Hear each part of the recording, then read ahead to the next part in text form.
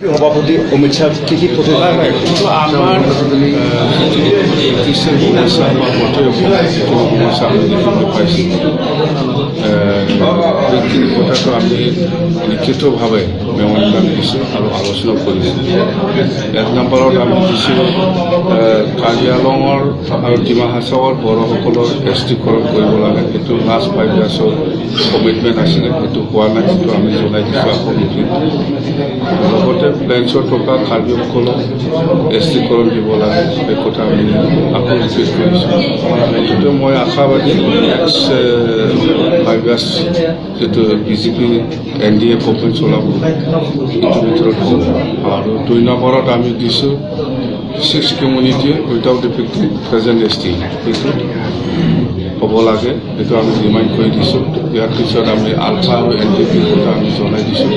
আলফা আৰু NDP অসমৰ কাৰণে খুব সমস্যা হৈ আছে, সেইটো আলোচনাৰ মাজেদি সোনকালে সমাধান কৰি দিব লাগে।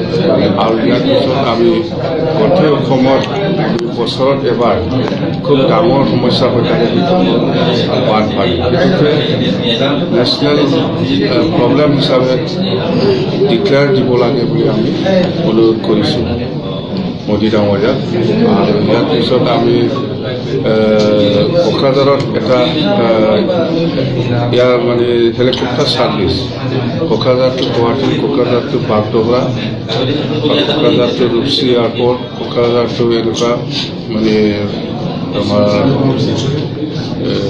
এই কিবাটো হেলিকপ্টাৰ ছাৰ্ভিচটো কৰিব লাগে। এইটো ডাঙৰ কথা নহয়, এইটো সোনকালে হৈ যাব হেলিকপ্টাৰ ছাৰ্ভিচটো।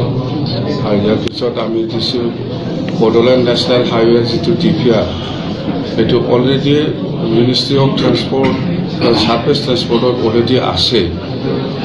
সেইটোকে জাষ্ট মানে গেয়াৰ আপ কৰিব লাগে, অলৰেডি DPRটো কৰি পেলাই আছে, তাতে দিল্লীত সেইটো সোনকালে কৰি দিব লাগে, চেংচন কৰি দিব লাগে, ডিক্লেয়াৰ দিব লাগে বুলি আমি কৈছোঁ। সেইটো মানে অমিত শ্বাহ ডাঙৰীয়াই নিশ্চয় কেনেকৈ সহায় কৰিব লাগে, সেইটো আমাৰ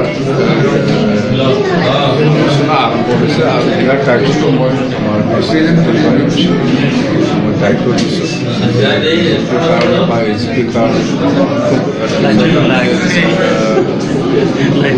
কাৰণে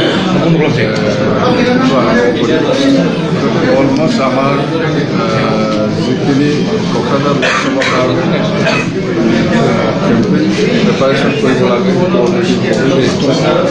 আমাৰ ষ্ট্ৰেটেজি আমি এতিয়া 25 তাৰিখৰ পৰা আমি